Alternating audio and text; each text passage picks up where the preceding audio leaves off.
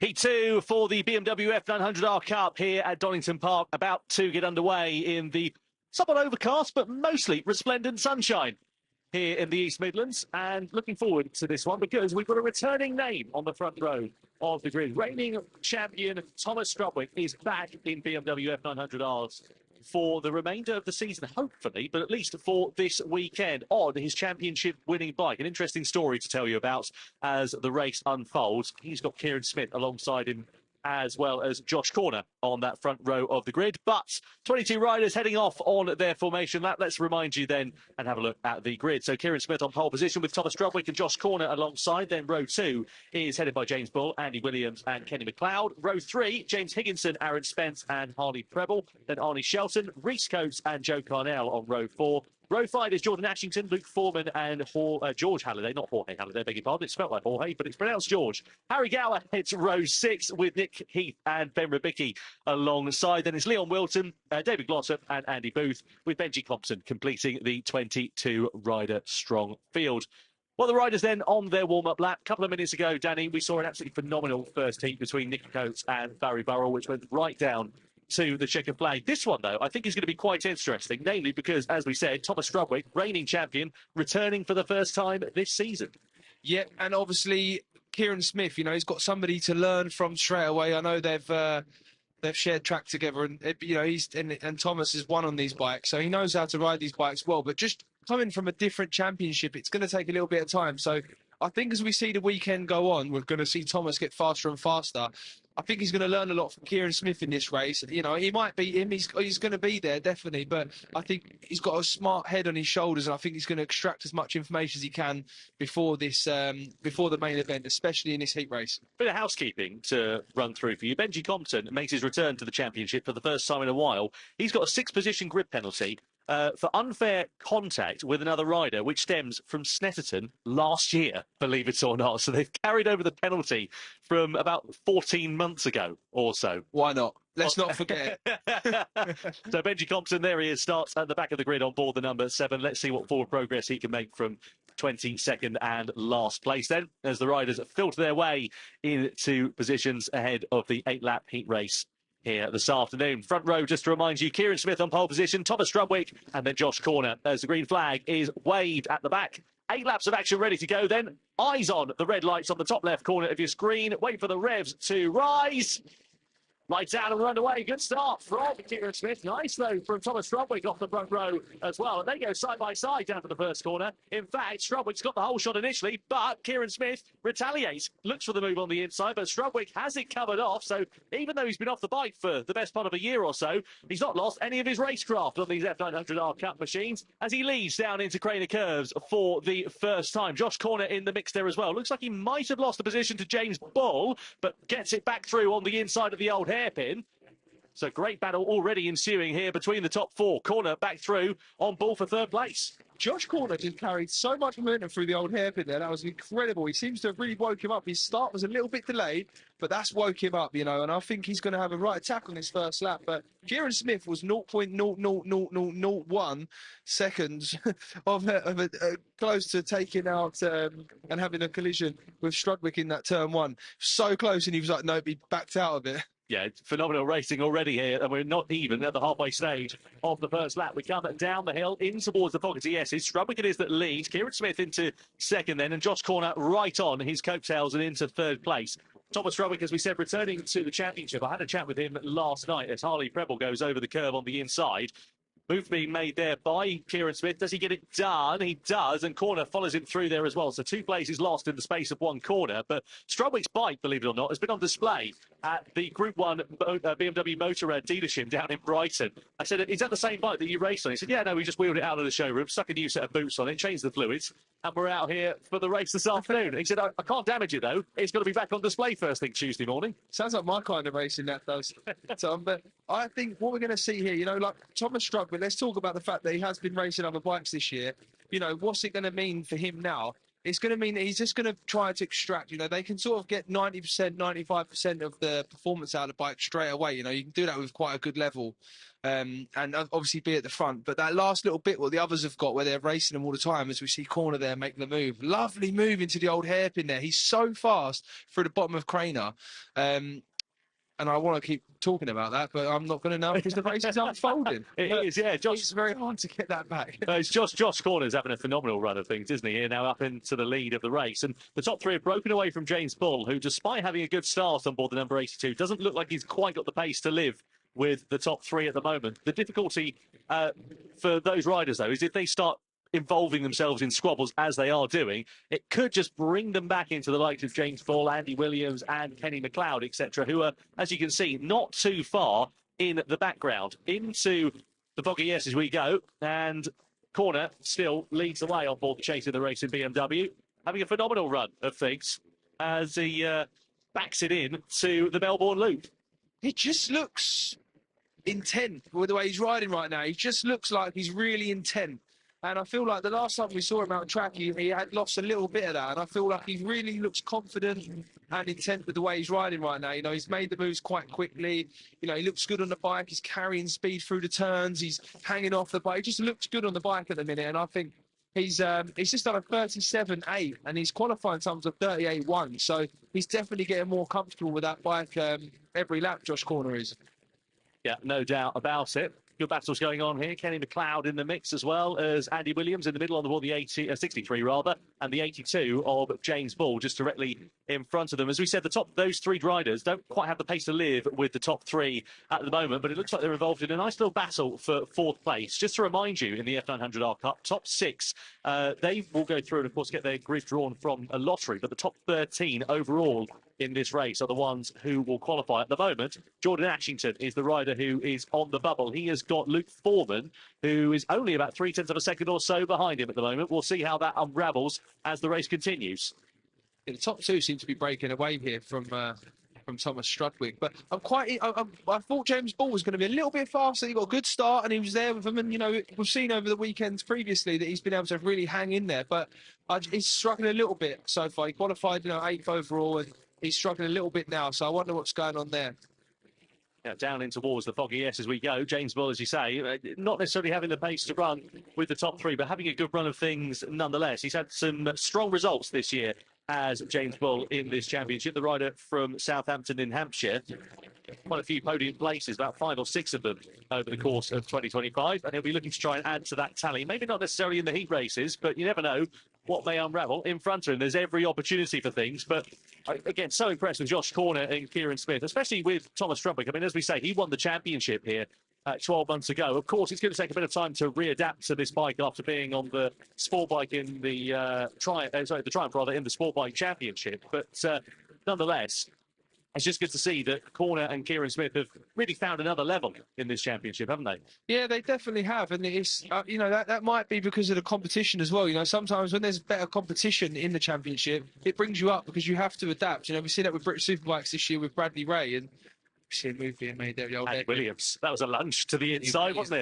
it? He let that break off. He let him have it. Oh, look at this. 3 abreast almost coming through into Starkeys and then the Schwantz Curve. This is a phenomenal battle that continues on for 4th place. Up the inside goes Kenny McLeod. Sorry, Andy Williams, rather, beg your pardon, on Kenny McLeod. Gets the move done. Does McLeod retaliate coming up over the crest of the hill? Not quite at the moment, but certainly signalling his intention. But they're really starting to get their elbows out already at the halfway stage. That front wheel versus rear wheel scares me. It makes me want to just close my eyes. Going down in towards the S's, and McLeod through on the inside. Runs it a little bit deep in the second part of the corner as Kieran Smith goes through on Josh Corner. Gets it out of shape, though. Runs it a bit deep, and that allows the door to be reopened as Smith takes to the curb on the outside. Is there an opportunity maybe to retaliate the corner into Goddard's? No, just biding his time at the moment in the halfway stage of this race. But Kieran Smith, as we say, of the two Smith twins, he's had the stronger results this season. Yeah, Kieran's took another level this year, as we was alluding to on the last lap there. He's doing a really good job, and that might be the end of the competition. You just have to go faster, and you learn a lot, and, oh, okay, the bikes do this, and, you know, really extracting the last bit out of these bikes. And you know, people might think this class or this CC is a little bit different to the way they're ridden, but these guys are getting the maximum out of these bikes. If they go, you know, if they push too far, they'll crash. These guys are getting the maximum out of these bikes, and they're doing a really good job. And you know, it's showing. You know, look at, I mean, Josh Corner has taken he done a 38.1, a 1 minute 38.1 in qualifying, and he's done a 37.3 in this race so far.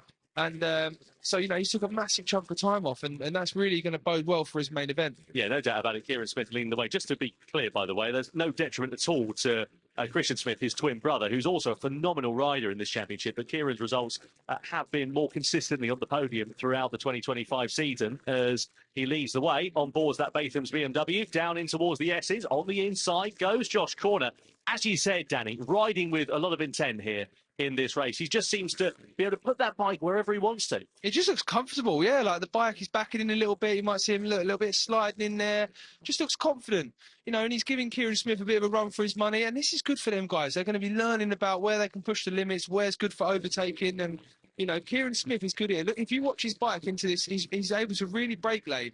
Josh is really good at the entry there, releasing the brake and carrying the speed through the turn. But I'm impressed with Josh, and like I said, I'm impressed because of the way that he's riding, the intent that he's sort of pushing through. That's what's impressing me. And we were talking to him a little while ago, actually, in the paddock, Danny. I think it was at Thruxton, and he's had a bit of time out of racing, Josh Corner. He's not been on a bike consistently over the last few seasons. He's been doing a fair bit of mechanicking. He's got, obviously, a lot of knowledge as a result of that, but not had as much seat time as maybe others. No, exactly. But you know what I like about that, though, Tom, is you do see, you know, what it takes to win a championship. He worked alongside Jack Kennedy when he was British Super Sport champion. And you learn, you know, you see what the teams are doing, you learn how the riders are acting and what they need. And as we see a move being made again into the old hairpin, it's a really naughty little corner there because it's really downhill and you're braking with lean angle. And it's quite a, it's a naughty corner. That's what we would call that where I'm from. It's at the Essex. A double naughty corner. I don't want to know what you call other versions of corners. Probably can't broadcast that one. Andy Williams then now up through into fifth position. Well, the two behind will be thinking they can't take their eyes off him, can they, at the moment? Because every corner, these riders, these three, seem to be squabbling amongst one another. And look at the gap they pulled out to the likes of Arnie Shelton, Harley Preble, etc. They're some 5 seconds down the road. So they've got a nice little cushion to have a bit of a play with one another, figure out where they're stronger or weaker. Yeah, and it seems to me like they're just all having a go. You know, if there's an opportunity like into here, you know, look, it's like, right, I'm up the inside, I'm going to let that break off. You're getting it. I was wondering, is there a science to this, or are they just thinking, now I'll go there? Why not? I think right now these guys are just thinking we're having it. You know, we're just going to up the inside, you know, this corner, that corner. Sometimes opportunities that are there and you have to just let the break off and take them. Sometimes those are the opportunities that turn into crashes. But these guys, yeah, I mean, they just obviously feel confident and, you know, they're catching each other off guard in certain areas and they're making the moves. Over the timeline we go. Further back, it's all still continuing on. You've got Arnie Shelton at the forefront of this one. Harley Preble in the mix there, as well as Reese Coates, a relation to Nicky Coates. And only racing in his, I think his third weekend now in the championship is the number 2. Let's have a look. Oh, in fact, I beg your pardon, he's been here all season long. But he's only been featuring at the sharper end of the season over the last couple of weekends. And he's having a really good run of things involved in the battles like this. And whilst they're squabbling amongst one another, you're learning about racecraft, you're learning about all the other riders, and it's improving you as a rider yourself. Yeah, 100%. And that's, you know, that's how, you know, to go forward in this championship, or to go forward as a motorbike racer, even in life, you need to learn from the people around you and their mistakes and how they're doing things. But more specifically, on a race weekend, you need to look at what other people are doing and what's working. You know, the numbers don't lie. And we just see Harley Preble there on the 44 bike there. He loves racing. We spoke to him at Thruxton, didn't we? We had a catch up with him and he's just loving it, you know. He just loves getting stuck in and having a good race. Yeah, he's just here having fun. It's Harley Preble. He's not to do him a disservice. He's a bit of an elder statesman compared to some of the riders in this. He loves it, he's out there having fun. He loves it. And that's the thing about this championship, is it doesn't really matter if you're an up-and-coming rider or if you're a rider that, you know, isn't perhaps young enough to be quick on a super sport bike. You can have a phenomenal run of things and have good fun out there riding in what is a very affordable championship. As we come, though, to start the final lap, Josh Corner versus Kieran Smith once again, and it's Corner that leads into Redgate for the final time. Yeah, Corner's got the bike working well. You know, I said about that compromised setup in the last race, you know, he's riding the bike well, but I think Kieran Smith is going to really have a go this last sector. I was wondering if he was going to have a lunge there to the inside, but the speed that Corner was able to carry down through the second part of the crane is so hard to get the bike rotated. You flick it fast with that left-hander, but look at the run that Kieran Smith has got on Corner as we come through in towards McLean. There's no gap on the inside there. Corner's got it covered for now, so it's going to have to be a run out of Coppice and in towards the Fogarty Yeses, you would assume, because over the rise and into this first part of that right-hander is a difficult place to overtake and certainly make it stick because it's a very blind corner going into there. Yeah, here is the first of 3 opportunities, really. You know, this is, you know, sort of, you can, you know, I like the idea of backing off into the chicane here, getting a good run into the Melbourne Loop, and then obviously parking the bike there. Well, the thing is, you can send it through on the inside. If you can get the bike stopped, it's a great place to launch an overtake. And Josh Corner's going to know that. Is he going to defend the line? He's not. But Kieran Smith is going to park the bike through on the inside. But can he get it stopped? No! He's way wide. Corner says thanks very much, goes back through and into the lead. And unless the rider from South Shields makes a mistake at the final turn of Goddard, you would imagine he's got this one sewn up. Well, Smith, we knew he was going to have a go, but he wasn't quite able to corner Josh as he comes out of the final corner to take the checkered flag in Heat 2 for BMW F900R Cup here at Donington Park. Smith over the line in second, and Thomas Strobwick on his return to the championship comes home a somewhat lonely third, but a very strong result for him nonetheless. And look at these riders still knocking 7 bells out of one another. Oh, someone's gone down at the final corner, and that's Kenny McLeod, who was involved in that battle for the final podium places, goes to hit the kill switch to turn the bike off. And as they're still racing for position to the checkered flag, you've got Arnie Shelton, Harley Preble, Reese Copes all in the mix there as well. But we need to find out what there happened to the number 36 of Kenny McLeod, who's ended up on the deck at the last turn. I was looking forward to seeing them come down the last turn, but obviously we lost the camera to the other battle. But yeah, that was a... I really want to see what's happened. I can't imagine them not going in there 3 abreast. To me, they've all gone in there, locked hordes, and then one of them's managed to not come out the other side. Well, that's what one would suggest. The upshot is that Kenny McLeod is going to be now competing in the last chance qualifier. Let's see if we can piece together what happened. We're going to see the back end of it. Oh, he high-sided on his own at the final corner. He was in front, just got on the gas a bit too greedily. And, well, you can see the visible frustration, how annoyed he is with himself there. That bit hard as well. He's obviously gone in there. He's obviously thought the guys are going to try and drag me to the line and just got on the gas hard. But it happens, you know, it's motorbike racing. Anything can happen. That's why we love the sport. And when it happens, you know, 3rd place, and that's a shame, yeah.